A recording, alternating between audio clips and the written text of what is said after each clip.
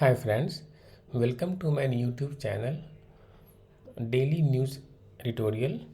In this channel, we regularly cover editorial news from The Hindu or sometimes other newspaper. Listening to the article gives you perspective to understand writer's viewpoint and form your own opinion about the article. If you like my video, please subscribe, share and comment. And if you have any suggestions by which I can improve on my videos, and please write that in the comment. So let's begin. Tapping on the potential of the youth. It is critical that we safeguard young people's well being because India's welfare hangs on them. World Population Day is marked on July 11 every year to focus attention on the importance of population related issues. It was first observed by the United Nations Development Programme in 1989 and aims to raise the discourse on sustainable ways to safeguard each life that adds up to a population. As flagged by a UNDP report last year, thus and subsequently in a global study by the Lancet, India will stabilize its population 12 years earlier than expected. Therefore, the window India has to leverage its demographic dividend is narrower than we had thought. Fears of a population explosion are misplaced. Instead, it's critical that we focus our attention on safeguarding young people's well being because India's welfare hangs on them. Impact of the pandemic. At 253 million, India's adolescent population is among the largest. Over 62% of India is aged between 15 and 59 years, and the median age of the population is less than 30 years. India's demographic dividend represents the potential for economic growth based on the age structure of the population. However, transforming this potential into reality requires adolescents and the youth to be healthy and well educated. Even before COVID 19 caused countrywide school closures, India's underfunded education system was inadequately equipped to provide the skills young people need to take advantage of emerging employment opportunities. According to the World Bank, public expenditure on education constituted 4.4% of GDP in 2019 and only 3.4% of GDP in 2020. Another report revealed that India stands 62nd in terms of public expenditure per student and fares badly in quality of education measures such as student teacher ratios coupled with the impact of COVID 19. This paints a bleak picture of the state of education today. In India, more than 32 crore students have been affected by the nationwide lockdown due to COVID 19. Of these, about 15.8 crore are female. The number of schoolgirls who are impacted is 158 million, and many of those who have dropped out are unlikely to go back to school. Schools have remained closed even in remote areas where the effect of the pandemic has been minimal. Studies show that school closures have a serious impact on the lives and mental well being of children. The impact of the pandemic on adolescents has been severe. A survey by the International Labour Organization reveals that 65% of adolescents worldwide reported having learned less during the pandemic, and 51% felt that their learning would be further delayed. It also highlighted that adolescent mental well being has taken a big blow, with 17% of young people likely to be suffering from anxiety and depression.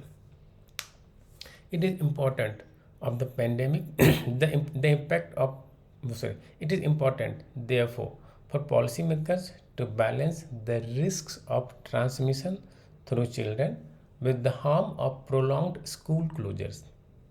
By prioritizing the vaccination of teachers and school support staff and also allowing a decentralized approach where district level officials may reopen schools based on local COVID-19 transmission rates. Schools could be opened in a safe and phased manner. In Odisha, for example, community schools have reopened in some areas. Students wear face masks and sit physically distanced from each other outdoors under shade or tent. With some innovation and creativity, opening schools with a mix of online and offline options could be an important step to addressing the learning needs and mental well being of adolescents. Increased poverty levels during the pandemic may well have led to a worrying spread in early marriages of girls in India. As demographers like Saren J. Gigi note, while child marriage as a strategy to address household poverty has been noted in India in general, it has registered an alarming rise during the pandemic. This is linked with increase in gender-based violence. Adolescent girls are at high risk during times like these, given their vulnerability to abuse and trafficking, especially if primary caregivers fall ill or die. Restricted mobility due to lockdowns puts girls at risk of violence at home at the hands of caregivers or partners. The impact of the crisis on adolescents, especially girls, is of gigantic proportion, but the problem is not irredeemable, provided we display firm commitment to implementing quick and effective strategies to overcome the challenges. The way forward. We are living through a global crisis and the road ahead is uncertain. This will have long standing effect on adolescents and youth. Recognizing that COVID 19 has affected all dimensions of the lives of youth, collaborative actions by key ministries, government agencies, and civil society will be central to developing a holistic and meaningful solution. It is imperative that we have in place mechanisms for better intersectorial collaborations as we move to safeguard the futures of our adolescents. School midday meals, for example, exemplify how improved nutrition benefits learning.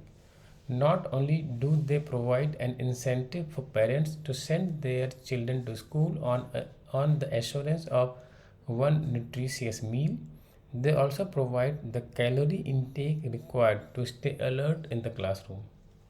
Studies have established strong links between nutrition and cognitive scores among teenagers. Coordination across departments can enable better solutions and greater efficiencies in tackling the crisis that our adolescents face. Much could be gained if the Ministry of Education took steps to ensure that adolescents, especially girls, continue their education during pandemic. Simultaneously, the Ministry of Health and Family Welfare must collaborate with Education Ministry to disseminate key information to help adolescents safeguard their health and ability to learn.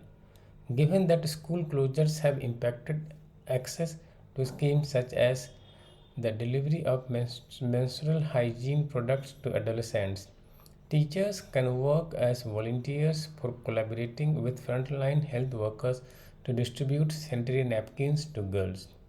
To address the mental health of adolescents, the Health and Education Ministries should strengthen outreach via existing helplines and by enabling conversations on critical issues regarding their reproductive and sexual health.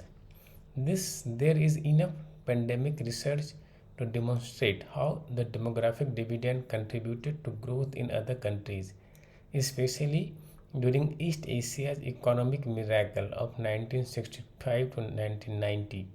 During that period, East Asia's working age population grew at a faster rate than its dependent population, thereby expanding the per capita productivity of these economies.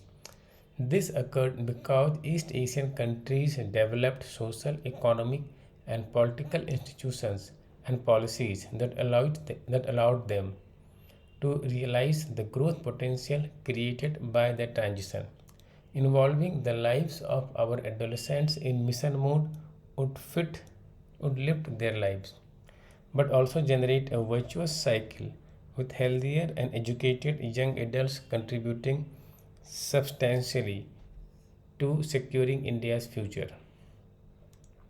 About the author, Poonam Mutreja is Executive Director and Deepa Nag Chaudhary is Director of Programs, Population Foundation of India. Thanks. If you like my video, please subscribe and like and share. And if you have any suggestions on how I can improve my video, please write in the comments. Thank you very much.